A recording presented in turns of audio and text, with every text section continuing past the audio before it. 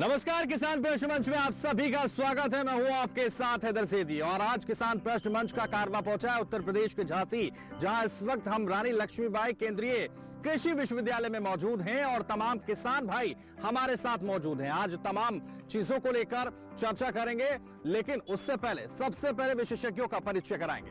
नमस्कार किसान भाइयों, मैं डॉक्टर अर्जुनलाल ओला, सब्जी विज्ञान विशेषज्ञ। नमस्कार किसान भाइयों, मैं डॉक्टर रंजीत पाल, सहायक प्राध्यापक फल विज्ञान विभाग। सभी किसान भाई बहनों को मेरा नमस्कार। मेरा नाम डॉक्टर गौरव शर्मा है और मैं प्राध्यापक पुष्प विज्ञान विभाग में हूँ। नमस्कार, मैं डॉक्टर मनमोहन डोबरियाल, प्राध्यापक वानिकी और अधिष्ठाता उद्यानिकी वानिकी महाविद्यालय। किसान भाइयों नमस्कार, मेरा नाम डॉक्टर प्रभात तिवारी है। मैं सहायक प्राध्यापक कृषि वानिकी विषय का हूँ और रानी लक्ष्मीबाई केंद्रीय कृषि विश्वविद्यालय में कार्यरत हूँ। मैं डॉक्टर उषा, सहायक प्राध्यापक कीट विज्ञान विभाग से हूँ। तो देखिए, विशेषज्ञों का परिचय आपसे कराया। जोरदार तालियां विशेषज्ञों के लिए आप सब लोग बजाएंगे। और तमाम किसान भाई बहन हमारे साथ मौजूद हैं, अपने लिए भी जोरदार तालियां बजाइए। और आज चूंकि किसान प्रश्न मंच में आप सभी लोग मौजूद हैं और विशेषज्ञ भी मौजूद हैं, ऐसे में चर्चा करेंगे कि किसान भाई किस तरह से बागवानी करते हैं और कितनी जानकारी उसको लेकर रखते हैं। कृषि वानिकी के बारे में भी चर्चा करेंगे और योजनाओं के बारे में भी भारत सरकार की हम चर्चा आज आपसे करेंगे। देखेंगे कि कितने किसान भाई कृषि को लेकर सतर्क हैं, सजग हैं और कितनी जानकारी वो रखते हैं, ताकि हमारे दर्शकों तक, हमारे किसान भाइयों तक तमाम जानकारी पहुंचाई जा सके। तो शुरुआत करते हैं। देखिए, शुरुआत करेंगे इसी से, क्योंकि आज योजनाओं को लेकर भी बात करेंगे, आज जो कृषि को लेकर भी बातचीत करेंगे, बागवानी को लेकर भी बातचीत करेंगे और कृषि वानिकी को लेकर भी बातचीत करेंगे। इसलिए कृषि वानिकी से भी शुरुआत करेंगे, लेकिन उससे पहले बागवानी से जुड़ा हुआ सवाल आपसे लेंगे और जानकारी आपकी परखेंगे कि कितनी जानकारी आपको है, और अगर सही जवाब आप लोग देते हैं तो फिर आपको किसान कप आप लोगों को दिया जाएगा। और इसलिए आपसे सबसे पहला सवाल यही लेंगे कि बुंदेलखंड में फलों की खेती की क्या संभावनाएं हैं। देखिए, जिसको पता है वो हाथ उठा सकते हैं और बता सकते हैं कि बुंदेलखंड में फलों की खेती की क्या संभावनाएं होती हैं। तो जिसको जानकारी है वो हाथ उठा सकता है, उससे हम जानेंगे, उससे हम समझेंगे कि सही उत्तर किसके पास है। और अगर सही जवाब आप लोग देते हैं, सही जवाब आप दे पाते हैं, तो आपको यहां किसान कप दिया जाएगा, सम्मानित किया जाएगा। इसलिए तमाम किसान भाइयों से मैं कहूंगा कि वो हाथ उठाएं और बताएं कि किस तरह से उनको जानकारी है, बुंदेलखंड में फलों की खेती की क्या संभावनाएं हैं, क्या वो जानते हैं। और अगर वो सही जवाब देते हैं तो उन्हें किसान कप से सम्मानित इस मंच पर किया जाएगा। इसलिए आपके पास आएंगे और आपसे जानेंगे। हाथ उठाइए और बताइए कि किसको सही जवाब पता है। हाथ उठा सकते हैं आप लोग और हम आपसे जान देंगे। देखिए, बुजुर्गों की तरफ से हाथ उठने लगे हैं। सबसे पहले इन्हीं बुजुर्ग से जानते हैं। एक बुजुर्ग किसान हमारे साथ हैं और उनसे समझने की कोशिश करेंगे क्या उनके पास सही उत्तर है। खड़े हो जाइए, क्या नाम है आपका बताइए और उसके बाद उत्तर दीजिए। 1 मिनट जी। मैं सरनाम सिंह राजपूत, झांसी जनपद का ग्राम लधौरा से हूँ और मैं यहाँ खेती करता हूँ अपने गांव में ही। और आपने जो वानिकी का जो प्रश्न मुझसे बताया है, तो हमारे बुंदेलखंड में वो प्रॉपर हमारी झांसी में और हमारे देहात में फलों की अपार संभावनाएं हैंगी।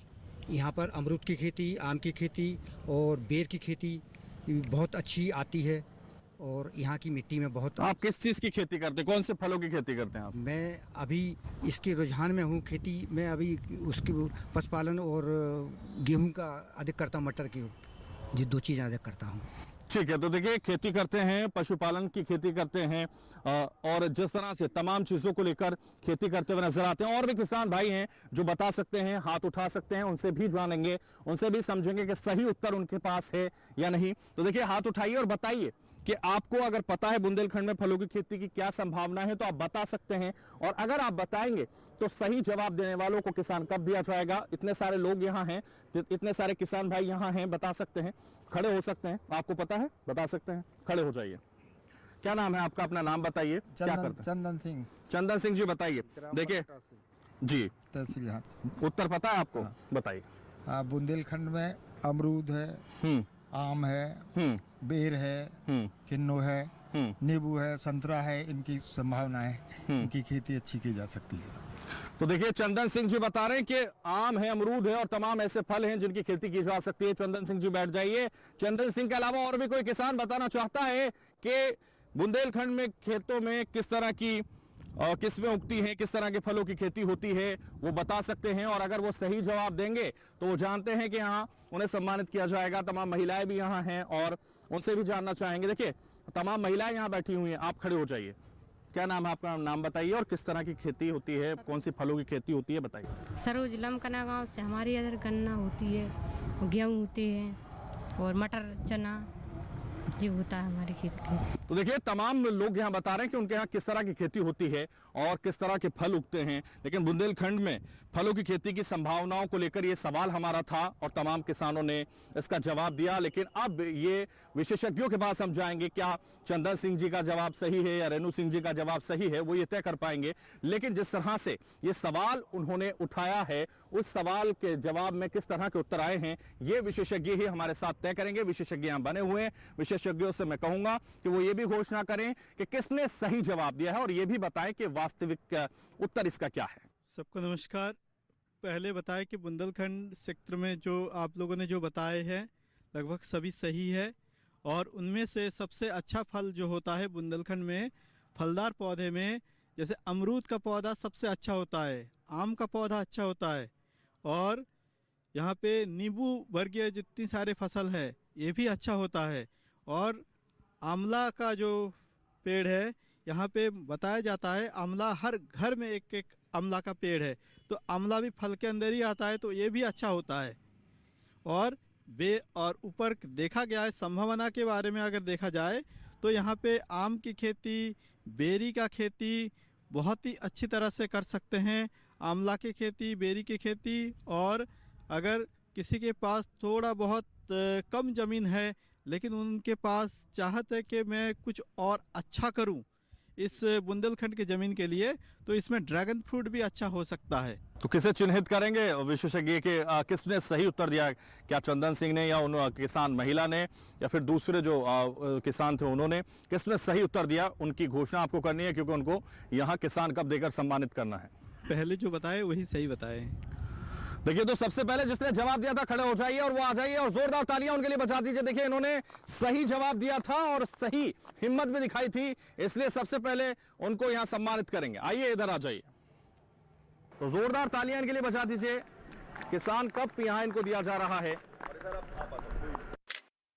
तो जोरदार तालियां एक बार फिर से इन किसान के लिए, इन्होंने सही उत्तर दिया। बहुत शुक्रिया आपका। तो देखिए, लगातार जिस तरह से चंदन सिंह जी ने जवाब दिया था और भी किसानों ने जवाब दिया, महिलाओं ने जवाब दिया, और उसको लेकर अब ये डिसाइड भी हो चुका है कि किस तरह की खेती की जाती है और उसके बाद उत्तर भी आ गया और विशेषज्ञों ने इनाम का हकदार भी बना दिया है।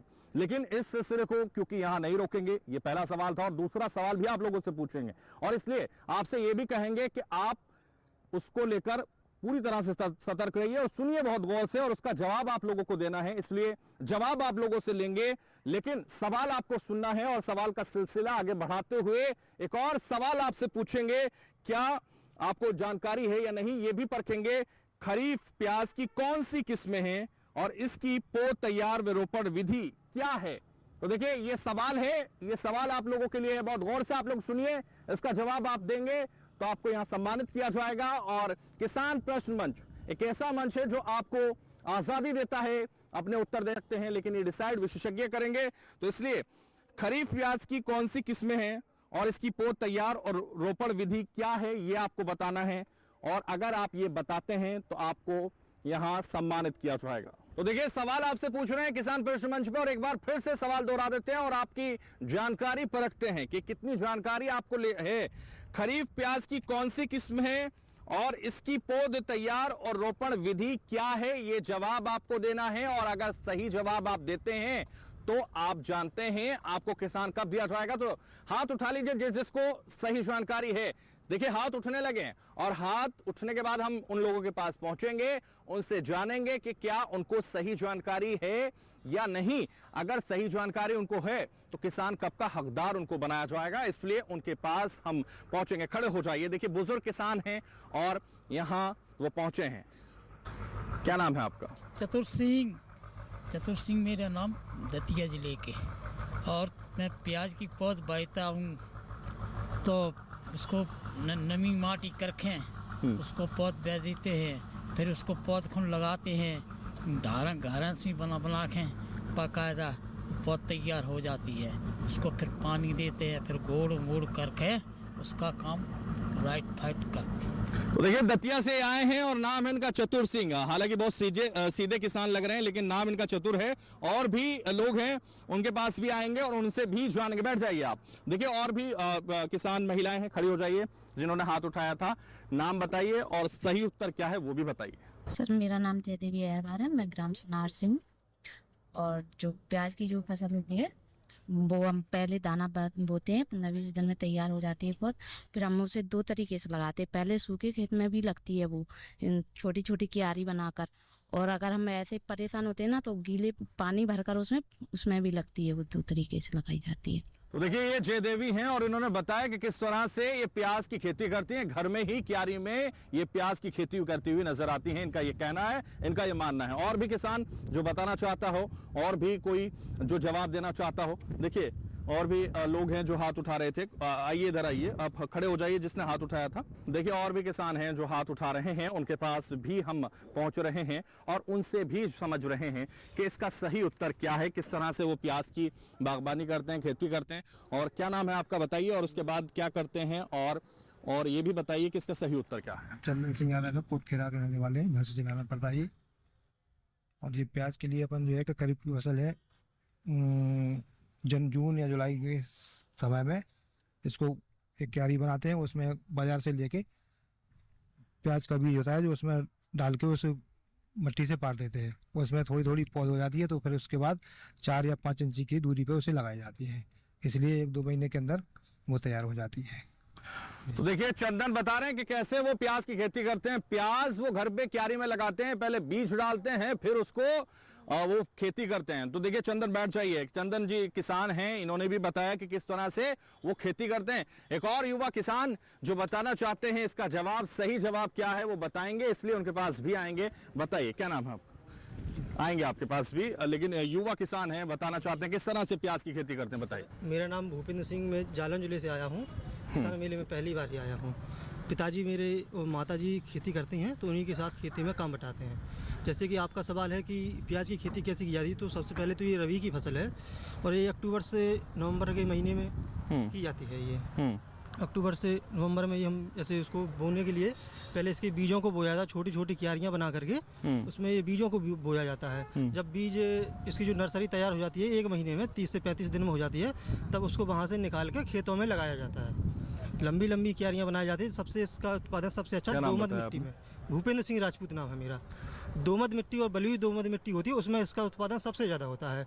1 हेक्टेयर में 25 से 30 हज़ार रुपये की लागत आती है और 1 हेक्टेयर में हम इसका 40 से 50 टन के लगभग इसका हम उत्पादन कर सकते हैं। 3 से 4 गुना का ये प्रॉफिट देने वाली खेती है ये। उसके बाद जब इसको हम बेचते हैं मंडियों में, तो ये उसके मंडी के रेट के हिसाब से कितना भी कम से कम जाए, फिर भी 4 से 5 गुना तो प्रॉफिट देती है ये।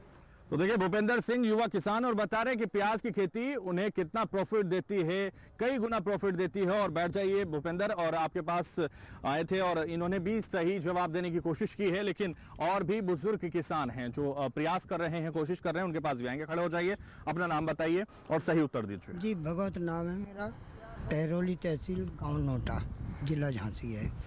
प्याज की खेती के लिए पहले उसमें बीज अलग बोते हैं क्यारी में, और उसका जो पौधे हो जाते हैं, दूसरी क्यारी बनाते, जो खेत होता है उसमें गोबर की खाद डालते हैं। जब वो मुलायम हो जाए उसको निकाल के उसमें लगाते हैं। क्या नाम बताया आपने? भगवत।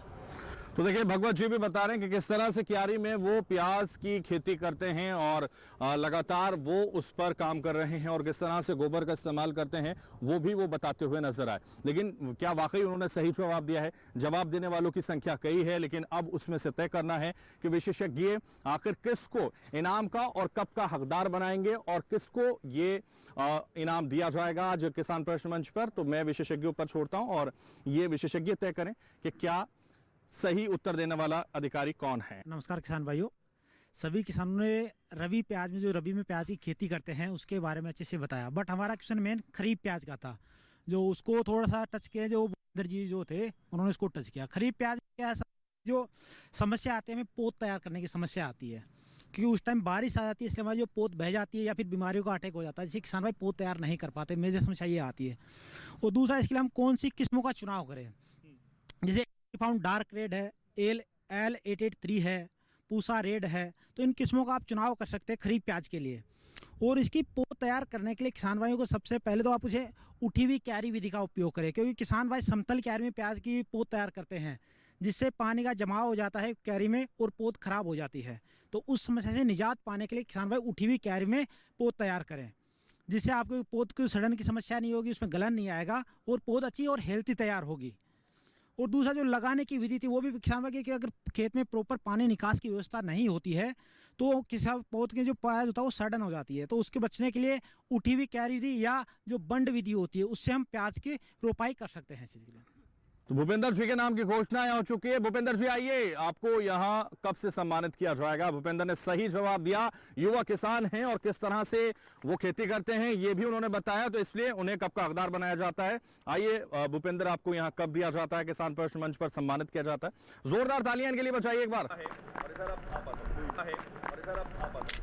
ठीक है, बहुत शुक्रिया भूपेंद्र आपका, आपने सही जवाब दिया, प्रयास किया और लोग भी यहाँ प्रयास कर रहे हैं, उनसे भी और भी कोशिश करेंगे कि कौन लोग हैं जो सही जवाब दे सकते हैं, कौन से किसान भाई हैं जो सही जानकारी रखते हैं। इसलिए लगातार सवालों का सिलसिला आगे बढ़ाएंगे और उनसे भी जानेंगे और उनसे भी समझेंगे। तो देखिए, तमाम किसान यहाँ पहुंचे हैं, उनसे लगातार हम सवाल कर रहे हैं और सवाल आगे हम बढ़ाते हैं और उनसे सवाल करते हैं। और ये सवाल मधुमक्खी पालन से जुड़ा हुआ सवाल है, इसलिए आप लोगों से पूछेंगे।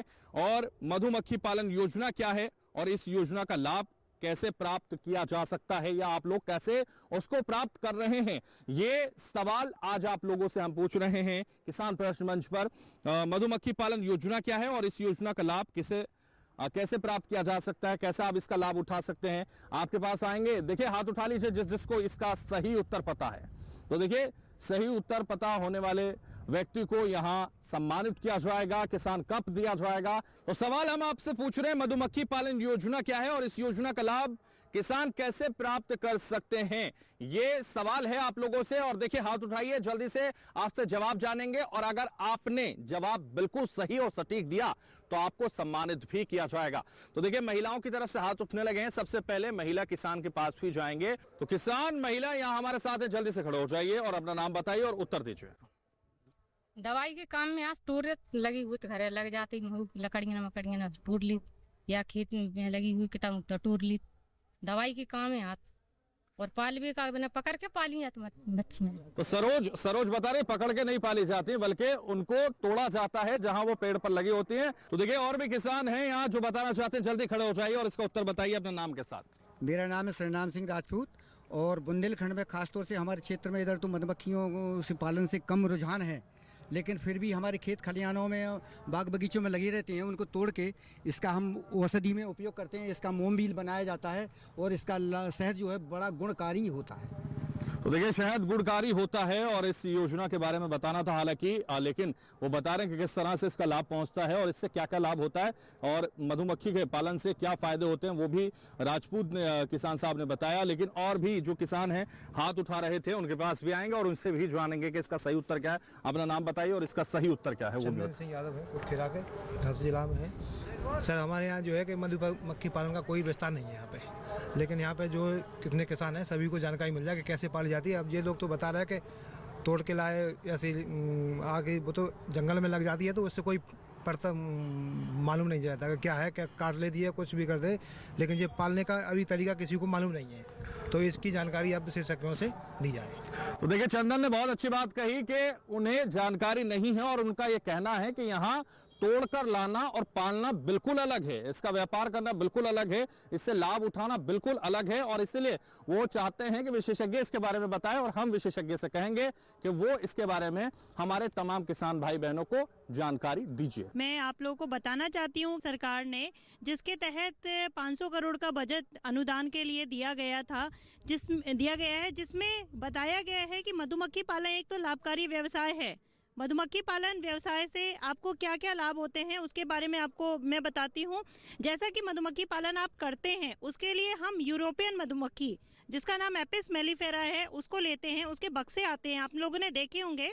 उसको हम पालते हैं। फसलों में रखने से पर परागण की क्रिया होती है, जिससे के फसलों उत्पादन में वृद्धि होती है और मधुमक्खी पालन से विभिन्न उत्पाद मिलते हैं, जैसे कि शहद, मोम, परागकण मिलते हैं, जिनको बेचकर आप अपनी आय में बढ़ोतरी कर सकते हैं। जैसा कि प्रधानमंत्री जी की मंशा है कि किसान की आय दुगनी करना, तो किसान की आय खेती के साथ साथ अन्य व्यवसाय जैसे मधुमक्खी पालन ये आप अपनाकर अपनी आय में वृद्धि कर सकते हैं, क्योंकि आपको इनसे जो उत्पाद मिलते हैं वो विभिन्न इंडस्ट्री, जैसे अगर आप मोम का उत्पादन करते हैं तो मोम का उत्पादन विभिन्न इंडस्ट्री जो आपकी मोमबत्ती बनाना और वार्निश इंडस्ट्री है, और शहद के गुणकारी वो होता ही है, आपको पता है, वो एक पौष्टिक उसमें यूज़ होता है। जैसे बच्चे बीमार होते हैं, आप उनको शहद गर्म दूध में डाल के देते हैं, तो उसके बहुत ज़्यादा गुणकारी है शहद, तो उसको अपना सकते हैं। तो मेरा आप लोगों से यही है कि मधुमक्खी पालन अपनाइए, ताकि आपके फसल उत्पादन में भी वृद्धि हो और साथ साथ आपकी आय में भी वृद्धि हो। तो देखिए मधुमक्खी के बारे में किस तरह से आप पालन कर सकते हैं, किस तरह से उसका लाभ उठा सकते हैं, ये जानकारी विशेषज्ञों ने आपको दी और आप इसका फायदा उठा सकते हैं। तमाम दर्शक किसान भाई इसका फायदा उठा सकते हैं। लेकिन इस सिलसिले को आगे बढ़ाएंगे, लेकिन यहां रुकेंगे एक छोटे से ब्रेक के लिए, बने रहिए।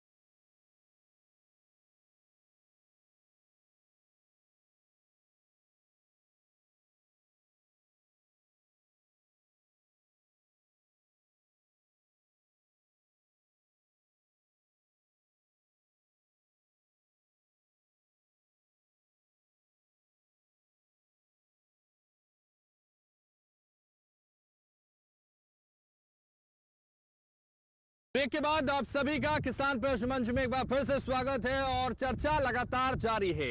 प्रश्न हम कर रहे हैं, उत्तर इस मंच पर आप दे रहे हैं और भागीदारी बन रहे हैं किसान कप के। तो इसलिए इस सिलसिले को आगे बढ़ाएंगे और इस बार ये समझेंगे कि हमारे किसान भाई बहन कितनी जानकारी भारत सरकार की चलाई जा रही योजनाओं के बारे में रखते हैं। इन योजनाओं के बारे में वाकई वो सच में सब कुछ सही जानते हैं और उसका लाभ सही से उठा पा रहे हैं, ये उनसे समझने की और जानने की कोशिश हम इस मंच पर करेंगे। तो देखिए, हम आपसे समझेंगे प्रधानमंत्री कृषि सिंचाई योजना के बारे में। प्रधानमंत्री कृषि सिंचाई योजना से जुड़ा हुआ मेरा सवाल है और इस सवाल का जवाब आपको देना है। जो कृषि सिंचाई योजना के बारे में जानता है वो बता सकता है और यहां इनाम का हकदार बन सकता है। प्रधानमंत्री कृषि सिंचाई योजना के लाभ क्या हैं? देखिए, सबसे पहला सवाल यही है, प्रधानमंत्री कृषि सिंचाई योजना का फायदा क्या है? क्या वो फायदा आप लोगों को मिल पा रहा है या उस फायदे को लेकर आप जानकारी रखते हैं? तो देखिए, प्रधानमंत्री कृषि सिंचाई योजना के बारे में हम जानेंगे। जिसको भी पता है कृषि सिंचाई योजना के बारे में, प्रधानमंत्री के द्वारा चलाई जा रही इस योजना के बारे में, वो हाथ उठा सकता है और बता सकता है। देखिए, किसानों के हाथ उठने लगे हैं और इसलिए उनसे ही जानेंगे कि इस योजना के बारे में आखिर वो कितना जानते हैं, क्या जानकारी वो रखते हैं। देखिए, सबसे पहले इन्हीं किसान से नाम बताइए तेजी के साथ और फिर इस योजना का क्या लाभ है वो भी बताइए। मेरा नाम है कप्तान सिंह, ग्राम सुनार से आए हैं। जैसे कोई किसान के पास अगर कम पानी है तो आप चिड़िया द्वारा पानी दे सकते हैं और जिससे अपनी फसलें बैठती है और अच्छी फसल होती है। या कई लोग अधिक पानी भरने से गेहूं की फसल बैठ जाती है। तो मैंने इस साल अपने जो चिड़िया में थी चंदन के नतिया से मैंने उस चिड़ियों से सिंचाई की, मेरी 80 फसल है। तो देखिए, इन्होंने किस तरह से सिंचाई योजना का लाभ उठाया वो ये बता रहे हैं, लेकिन इनका नाम है कप्तान। तो देखिए, मैदान फतेह करने आप आए हैं, कप्तान आपका नाम है, बैठ जाइए। और भी किसान है, जोरदार तालियां बजा दीजिए कप्तान जी के लिए। कम से कम कोशिश तो कर रहे हैं मैदान फतेह करने की। आपको जिसको जानकारी है वो भी यहाँ हाथ उठा सकता है। तो देखिए, आप हाथ उठा रहे थे? हाँ, आइए खड़े हो जाइए, आपसे ही जानेंगे क्या है इसका लाभ। प्रधानमंत्री किसान योजना के अंतर्गत बहुत सी सारी सुविधाएं हैं जो कि सोलर पैनल लगा के प्रधानमंत्री सब्सिडी द्वारा किसानों को दी जाती है, और पानी की जो है काफ़ी बचत होती है उससे। चिड़ियों द्वारा पानी लगाए जाते हैं, बहुत सी जानकारी मिलती है। और तेजी से बताइए। हाँ, तो किसान यानी सब्सिडी मिलती है और सोलर पैनल से सिंचाई विभाग के द्वारा हो जाती है।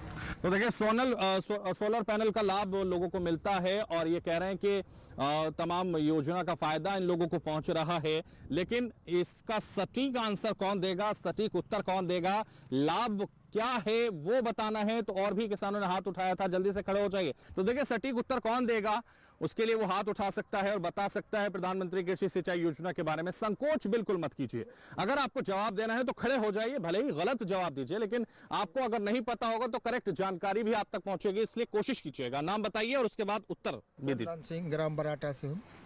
प्रधानमंत्री सिंचाई कृषि योजना से किसानों को अनुदान पर पाइप दिए जाते हैं और पाइपों के द्वारा जो हम लोग खेती करते हैं उससे पानी की बचत होती है, समय की बचत होती है, उत्पादन अच्छा आता है और जो है कई तरह की फसलें हम उनसे उगा सकते हैं, अच्छा उत्पादन लेते हैं। तो देखिए अच्छा उत्पादन लेते हैं, कृषि सिंचाई योजना का लाभ वो बता रहे हैं। चंदन सिंह चंदन की तरह चमक रहे हैं और बताते हुए नजर आ रहे हैं। देखिए हमारे किसानों की यही खासियत है और वो अपनी दर्शाते हुए नजर आते हैं और वो कह रहे हैं कि इसका लाभ होता है, इससे पानी की बचत होती है। तो इस योजना का सही जवाब क्या है विशेषज्ञ वो भी देंगे और ये भी आपको बताएंगे कि किसने सही और सटीक जवाब दिया है। विशेषज्ञों पर मैं ये छोड़ता हूं। प्रधानमंत्री कृषि सिंचाई योजना जो आपका प्रश्न था, उसमें कई सारे किसानों ने अपने उत्तर देने का जो प्रयास किया, उस सबका प्रयास ज़्यादा अच्छा था, लेकिन उसमें से मुख्य बिंदु जो है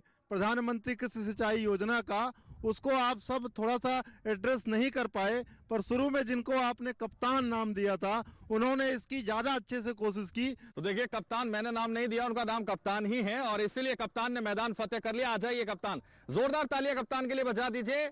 यहाँ उन्होंने सही जवाब दिया और देखिए वो इनाम के हकदार भी बन गए, किसान कप के हकदार बन गए। जोरदार तालियां बजाइए, कम से कम कप्तान ने प्रयास किया और कामयाब हुआ।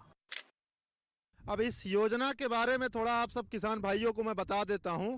प्रधानमंत्री कृषि सिंचाई योजना मुख्य रूप से सन 2015 में शुरू की गई थी। इसका जो मुख्य उद्देश्य था वह हर खेत में जल कैसे उपलब्ध हो और जल का कितना ज़्यादा से ज़्यादा संचय किया जाए, उसको सुरक्षित रखा जाए, इस बारे में देश के यशस्वी प्रधानमंत्री जी की एक पहल थी, जिसके तहत पर बूंद ज़्यादा फसल, यानी एक बूंद से एक बूंद जल को भी कैसे हम संचयित कर सकते हैं, इस हेतु उन्होंने कदम उठाया, जिसके लिए नदियों को जोड़ने की परिकल्पना की गई।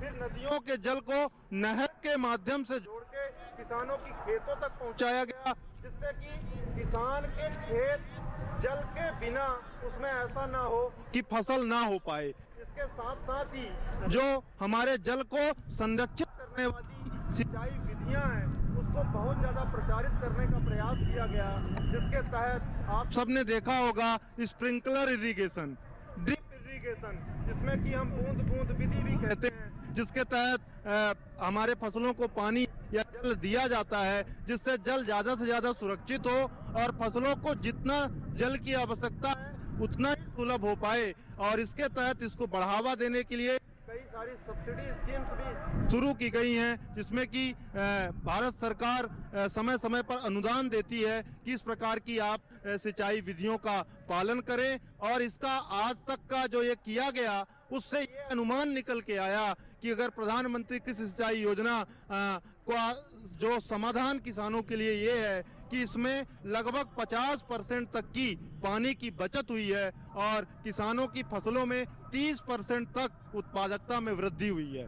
तो आप सभी भी किसान सिंचाई योजना से लाभ ले सकते हैं। तो देखिए, प्रधानमंत्री कृषि सिंचाई योजना के बारे में किसानों को सही जानकारी विशेषज्ञों ने दी और किस तरह से उसका लाभ आप उठा सकते हैं, और सही जानकारी होगी तो सही लाभ आप उठा पाएंगे। इसलिए लगातार इस सिलसिले को आगे बढ़ाते हैं और इसी योजना के बारे में एक और जानकारी आपकी परखने की कोशिश करते हैं, और अगर सही जानकारी आप देते हैं तो आप जानते हैं कि आपको यहां इनाम का हकदार बनाया जाएगा। विशेषज्ञ ये तय करेंगे। तो देखिए, प्रधानमंत्री कृषि सिंचाई योजना की शुरुआत कब की गई?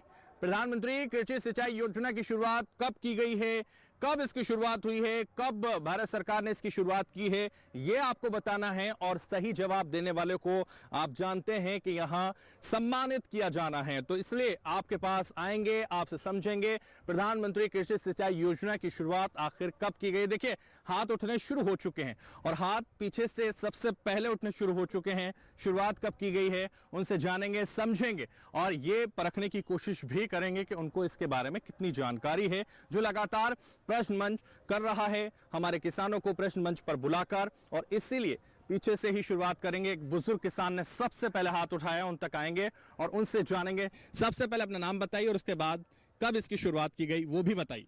भगवत ग्राम नोटा, तहसील टहरौली, जिला झांसी। प्रधानमंत्री सिंचाई योजना 2015 से शुरू हुई।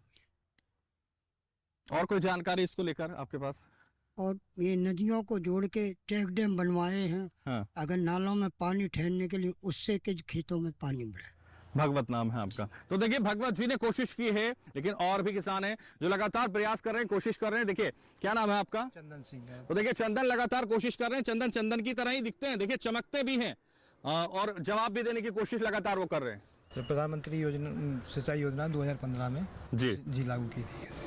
तो देखिए, उन्होंने भी वही कोशिश, जो सेम जवाब है उन्होंने दिया। मैं कहूंगा विशेषज्ञों से कि इसके बारे में बेहतर बताएं। हालांकि जवाब मिलता जुलता ही है। जो दो लोगों ने दिया वो 2015 दिया है। आपसे मैं ये कहूंगा कि बेहतर तरीके से बताइए कब शुरुआत की गई और किसका जवाब सही है, या कौन इनाम का हकदार है। क्योंकि जवाब दो लोगों का सही है, लेकिन उसमें इनाम किसको देना है, हकदार किसको बनाना है, ये आपको तय करना है।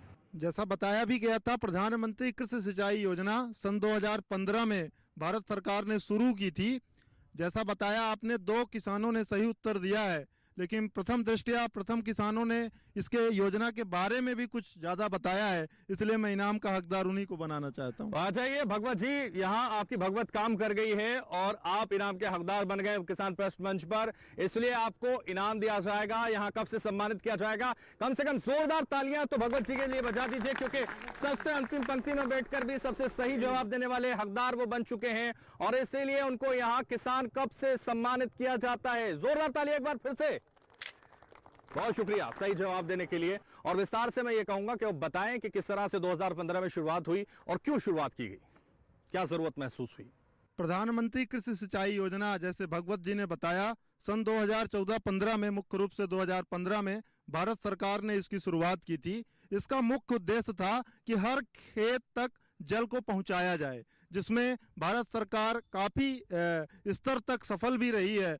इसके लिए मुख्य रूप से नदियों को जोड़ा जा रहा है, वर्षा के जल का अधिक से अधिक संचय किया जा रहा है, जिससे कि संरक्षित जल ऐसे समय में जब खेतों में पानी की आवश्यकता होती है तब पहुंचाया जाए, जिसके लिए नदियों का एक जाल बिछाया गया है और उसको नहर के माध्यम से, उस जल को नदियों से नहर के माध्यम से खेतों तक पहुंचाया जाता है। इसके साथ ही साथ ज़्यादा से ज़्यादा हम अपने जल का संचय करें, इसके लिए जो माइक्रो इरिगेशन टेक्निक्स है, जिसमें कि जल संचय होता है, स्प्रिंकलर विधि या ड्रिप इरिगेशन, जिसे हम बूंद बूंद विधि भी कहते हैं, उसको भी बढ़ावा देने का सरकार द्वारा प्रयास किया जा रहा है, जिसके तहत अनुदान भी भारत सरकार द्वारा दिया जाता है। अगर आप स्प्रिंकलर इरिगेशन या ड्रिप इरिगेशन अपने खेतों में लगा सकते हैं, लगाना चाहते हैं, तो सरकार उसके लिए आपको अनुदान उपलब्ध कराती है और उसका प्रयास है कि आपके खेतों में जल पहुंचे और आपकी खेतों में पैदावार की बढ़ोतरी हुए।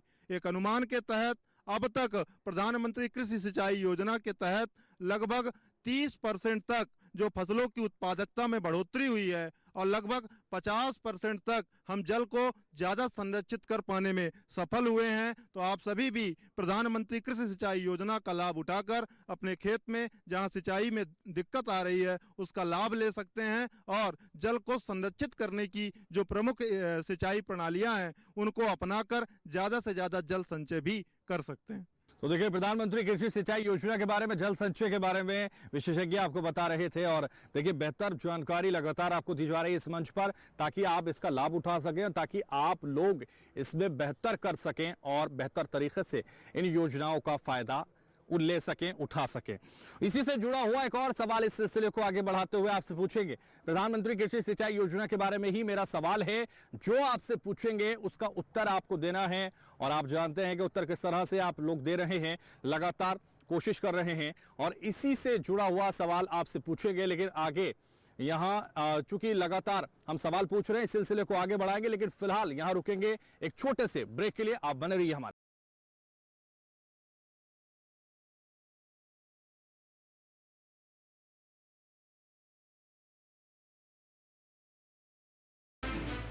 वाओ जिंदगी, वाओ जिंदगी, वाओ जिंदगी, वाओ वाओ जिंदगी। गेटअप थोड़ा बेटर हो, वाओ जिंदगी। पर्सनालिटी का जब मैटर हो, वाओ जिंदगी। फैशन ही फैशन से भरी, वाओ जिंदगी।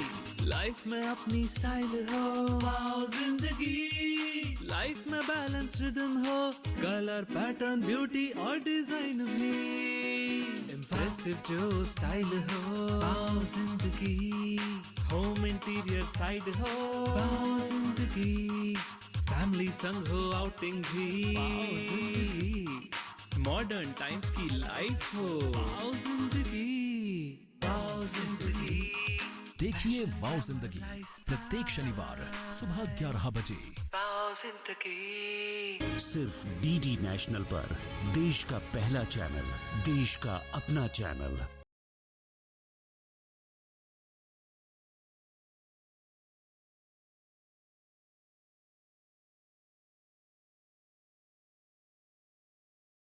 के बाद किसान प्रश्न मंच में आप सभी का स्वागत है और लगातार सवालों के सिलसिले को आगे बढ़ाते हुए एक और सवाल आपसे पूछेंगे। और कृषि वानिकी के बारे में आप कितनी जानकारी रखते हैं ये आपसे पूछेंगे। कृषि वानिकी क्या है और इसमें फूलों की खेती का क्या महत्व है, या फूलों की खेती कर सकते हैं या नहीं, ये आपको बताना है। ये सवाल आप लोगों से है और अगर सही उत्तर आप लोगों ने दिया तो आप जानते हैं आपको इस मंच पर सम्मानित किया जाएगा, आपको यहां इनाम का हकदार बनाया जाएगा। तो देखिए, सवाल आप लोगों से पूछा है कृषि वानिकी क्या होता है और इसमें फूलों की खेती का क्या महत्व है, हम खेती कर सकते हैं फूलों की या नहीं, ये आपको बताना। जल्दी से हाथ खड़े कर लीजिए। देखिए, अंतिम प्रश्न है, कोशिश कीजिएगा और बताइएगा कि सही जवाब अगर आप दे पाए तो आपको पता है कि यहाँ इनाम का हकदार आपको बनाया जाएगा। जल्दी से खड़ा हो जाइए, नाम बताइए और उसके बाद उत्तर दीजिए। हरि सिंह प्रजापति नाम है हमारा, ग्राम बधेड़ा से, जिला दतिया से। हम फूलों की खेती कर सकती हैं और तरह तरह के फूल उगा सकती हैं और करना भी चाहिए। छोटे छोटे किसानों को हमेशा करना चाहिए, हमारा यही कहना है सभी लोगों से। और बढ़िया से किस्म के यहाँ से जो कृषि विभाग से ले जाकर फूल और लगा भी सकते हैं और एक दूसरे को समझा भी सकते हैं। ठीक है, तो देखिए, हरि सिंह हरी भरी खेती के बारे में बता रहे हो, किस तरह से हरी भरी खेती कर सकते हैं फूलों की कृषि वानिकी में, वो बता रहे। तो देखिए, ये महिला लगातार किसान महिला है, प्रयास कर रही है। खड़ी हो जाइए, नाम बताइए और आप भी बताइए कि क्या कृषि वानिकी क्या होती है और इसमें फूलों की खेती का क्या महत्व है। लमकना गांव से सरोज नाम है हमारा। हम फूल लगाते हैं केवल मंदिर में चढ़ाने के लिए।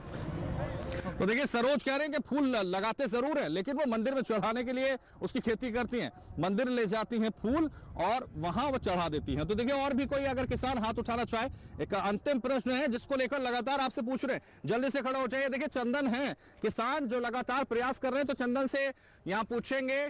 चंदन की तरह वो चमक रहे हैं लगातार और सवाल के जवाब भी देने की कोशिश कर रहे हैं। चंदन सिंह है सर।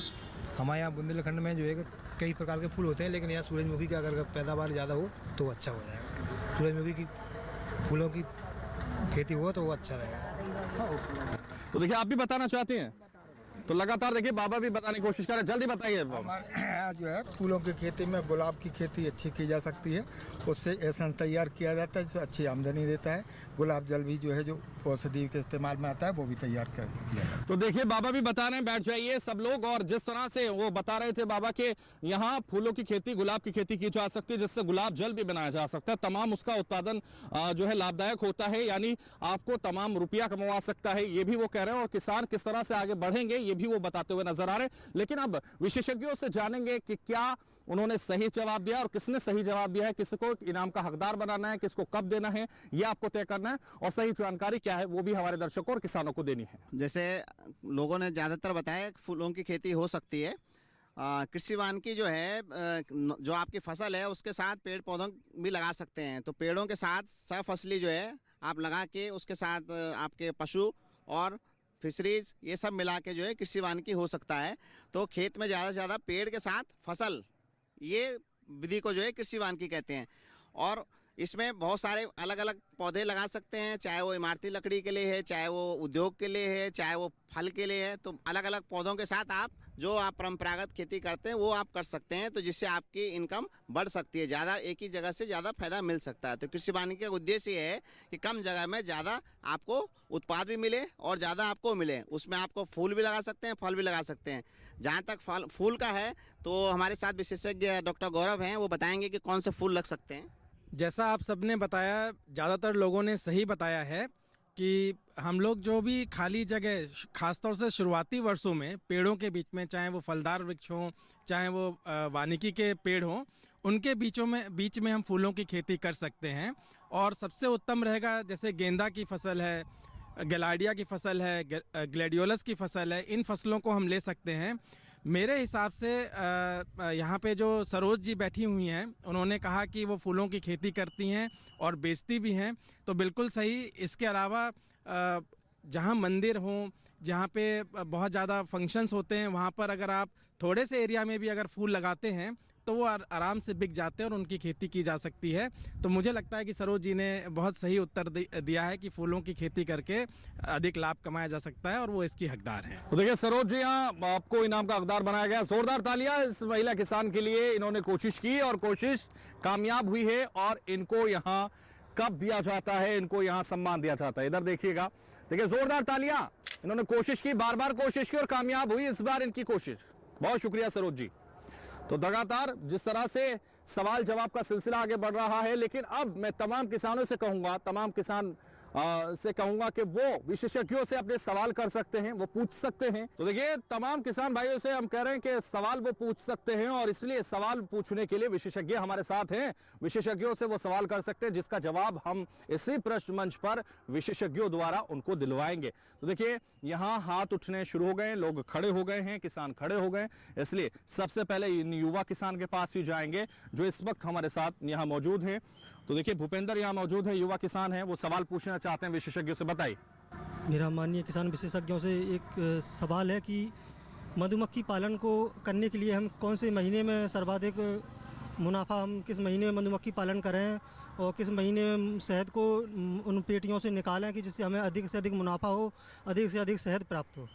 मधुमक्खी पालन को लेकर उनका ये सवाल है। भूपेंद्र का ये जानना चाहते हैं कि वो ये किस तरह से करें और किस तरह से उसका लाभ उठाएं और किस तरह से दुगना फायदा उनको पहुंचे, उसको लेकर उनका सवाल। भूपेंद्र जी, आपको और मैं सभी किसान भाई बहनों को मैं बताना चाहती हूं कि मधुमक्खी पालन एक लाभकारी व्यवसाय है। इसको अपनाकर किसान अपनी आय में वृद्धि कर सकते हैं, आय दोगुनी कर सकते हैं। तो इसके लिए सर्वप्रथम आपको है मधुमक्खी के बक्से, जिसमें हम मधुमक्खी की जो प्रजाति का प्रयोग करते हैं उसका नाम है एपिस मेलिफेरा, यूरोपियन मधुमक्खी कही जाती है। इसके 2 बक्से हम शुरुआती दौर में 2 बक्सों से शुरुआत करते हैं और इसकी लगभग जो इसकी कॉस्ट आती है एक बक्से की कॉस्ट आती है आपकी 6000 के अंदर आ जाते हैं जो बक्से हैं पूरे। ये बक्से हम रख के उसके बाद हम इनको सबसे ज़्यादा, जैसे बुंदेलखंड की हम बात करते हैं, जैसे रबी के सीज़न में यहाँ पे सरसों का उत्पादन काफ़ी होता है, तो उस समय ये आप अपने बक्से अपने खेतों में रखकर अपने उत्पादन में भी वृद्धि कर सकते हैं। और साथ ही साथ ये आपका नवंबर से लेके मार्च अप्रैल तक का जो ये समय होता है, इसमें शहद उत्पादन आपको सबसे ज़्यादा मिलेगा। इस दौरान आप अपने बक्सों को अपने खेतों में रखिए और समय समय पर जैसे आप मधुमक्खी का पालन का प्रशिक्षण करेंगे तो आपको डिटेल में जानकारी होगी। जहां मधुमक्खी बक्सों में शहद सील करती है, जैसे ही सील हो जाता है आप उसको शहद को निकाल सकते हैं। निकालने के बाद आप शहद के अलावा जो परागकण है मधुमक्खियां अपने खाने के लिए प्रयोग करती हैं, अपने छत्तों में स्टोर करती हैं, उसको भी आप निकाल सकते हैं। इनकी कॉस्ट काफ़ी ज़्यादा है जिसको आप मार्केट में बेच के अपनी आय बढ़ा सकते हैं। तो कृषि के साथ साथ मधुमक्खी पालन करिए ताकि आपकी आय में भी वृद्धि हो और आपकी फसल के उत्पादन और उसकी क्वालिटी में भी वृद्धि होती है। तो बेहतर तरीके से भूपेंद्र आपको जवाब मिल गया होगा, क्योंकि जिस तरह से विशेषज्ञों ने बताया कि पशु तमाम जो खेती है उसके साथ साथ मधुमक्खी पालन का भी लाभ आप लोग उठा सकते हैं और दुगना फायदा आप उठा सकते हैं। और कोई किसान जो सवाल पूछना चाहता हो विशेषज्ञों से, कोई भी सवाल वो करना चाहता हो, तो हाथ उठा सकता है और वो सवाल कर सकता है। तो देखिए, नाम बताइए और उसके बाद क्या सवाल है वो भी बताइए। हमारा नाम हरी सिंह प्रजापति है, हम बुधेड़ा से जिला दतिया से। हमारा सवाल ये है सर से कि हम फल वाले पौधे और फूल कब लगाएं जिससे हमें ज़्यादा से ज़्यादा लाभ प्राप्त हो सके। तो देखिए, यहाँ इनका सवाल है कि फल वाले पौधे और फूल कब लगाएं जिससे उन्हें लाभ प्राप्त हो सके, ये वो जानना चाहते हैं। बहुत ही बढ़िया प्रश्न है आपका। फूलों की खेती अगर हमें करनी है तो निश्चित तौर पे कब मांग है फूलों की उसको देखकर हमें फूल लगाना चाहिए। जैसे मैं आपको एक उदाहरण देता हूँ कि सबसे ज़्यादा फूलों की बिक्री दिवाली के आसपास होती है। तो अगर आप गेंदा की खेती कर रहे हैं तो उसको इस तरीके से लगाएं कि अगस्त के बाद ख़ासतौर से गणेश चतुर्थी से लेकर दिवाली के दरमियान आपके फूल आएँ जिससे आप फ़ायदा उठा सकें। इसके अलावा जब शादी ब्याह का सीज़न आता है, अगर उसको देखते हुए भी अगर आप खेती करते हैं तो फ़ायदा होता है। जैसे मैं आपको एक गुलाब का एग्जांपल देता हूं कि 14 फरवरी को अमूमन गुलाब बहुत बिकता है। तो हम इस तरीके से खेती प्लान करें कि जब सीज़न आए, जब शादी ब्याह का सीज़न आए या कभी कभी बहुत बड़े बड़े फंक्शंस आते हैं, चुनाव का साल आता है, उस अनुसार हम प्लान करके अगर हम खेती करते हैं तो निश्चित तौर से हमको फूलों से अत्यधिक फ़ायदा हो सकता है। तो बेहतर तरीके से समझाया आपको फूलों का लाभ कैसे आप उठा सकते हैं और फूलों का लाभ आप किस तरह से डबल उत्पादन करके ले सकते हैं, ये आपको बताया। तो देखिए, और भी किसान कोई सवाल पूछना चाहते हो, जो सवाल पूछना चाहते हैं जल्दी से खड़े हो जाइए, उनके पास भी हम आएंगे और उनसे भी जानेंगे कि क्या वो सवाल करना चाहते हैं। नमस्कार, किशन सिंह लोधी, दतिया एमपी से। सर, मैं अमरूद की खेती करना चाहता हूं, तो उसमें कहां से प्राप्त पौधे हो, किस समय पर लगाएं, कौन सी वैरायटी सबसे अच्छी है, बहुत सी सारी वैरायटी चल रही, तो उसका चयन तो कर सकूं सर। देखिए, किस तरह से किसान सिंह लोधी इनका नाम है और ये सवाल कर रहे हैं कि किस तरह से वो पौधे लगाएं जिसका वो लाभ उठा सकें और कब वो पौधे लगाएं और उसको लेकर क्या सही जानकारी वो दें। बहुत ही अच्छा क्वेश्चन है और आपको बताया जाता है कि हमारा जो ये बुंदेलखंड रीजन जो है अमरूद के लिए अच्छा माना जाता है और इस बुंदेलखंड का अमरूद का जो स्वाद है और ये पूरा इंडिया में फेमस है। और बुंदेलखंड का जो ज़मीन है और हमारा जो क्लाइमेट है, इस क्लाइमेट में बरसात के टाइम पौधे लगाना सबसे अच्छा होता है। कारण क्या है, जुलाई और अगस्त के महीने में बहुत काफ़ी बारिश होती रहती है।